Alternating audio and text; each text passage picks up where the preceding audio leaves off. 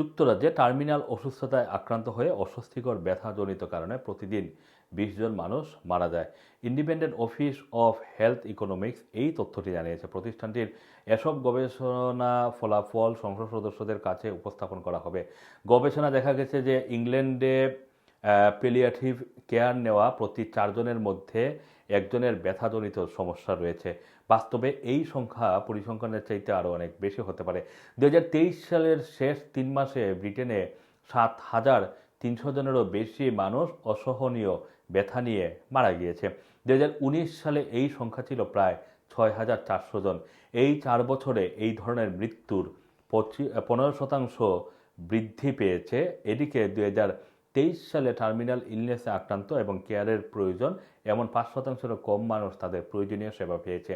এদিকে আগামী 29 নভেম্বর কোনো মানুষের স্বেচ্ছায় মৃত্যুতে সহযোগিতা করা যাবে কিনা সেটা নিয়ে সংসদে একটি বিল উত্থাপিত হতে যাচ্ছে।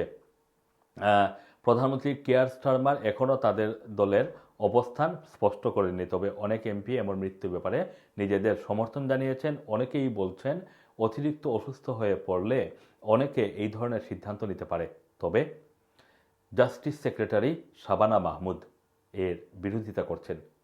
এদিকে জানা গেছে ইংল্যান্ডে প্যালিয়েটিভ কেয়ারের চাহিদা 2019 সাল থেকে 2023 সালের মধ্যে 15% বেড়েছে।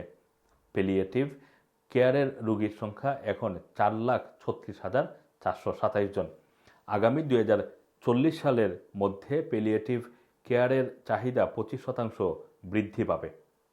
আসম আসুম, Rana TV, London.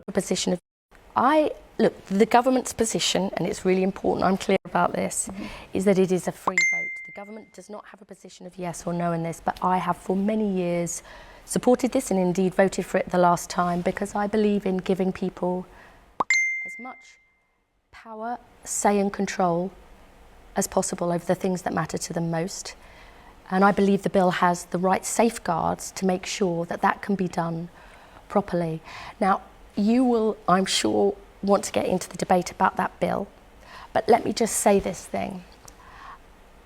I think it is really important as a society we talk about what makes for a good death, because thank goodness with medical advances the sudden deaths from heart attacks and stroke are much less common than they were in the past, and many of us in our own families see people who take more time to die. And we really need to wake up to that question and face it about what makes a good death. And that will be different for different people. For some, it will be having that good quality palliative care in a hospice or at home. And others, I believe, would want that right to choose assisted dying. And that is a vital conversation.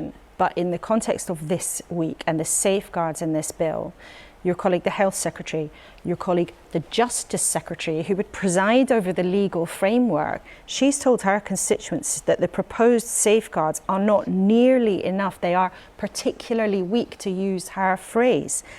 How can you judge that the country is ready to do this if the minister who's in charge of the justice system says the safeguards aren't strong enough? Well, you'll understand that as a government minister, I don't want to get into discussing all of the details about that, or Shabana and Wes have strong views. This is so important. This is a profound change. That. The government's position is neutral, but let me say this: the bill's safeguards are that you have to be terminally ill with 6 months of life remaining, to have 2 independent doctors agree that you are of sound mind and that you haven't come under pressure, and a High Court judge.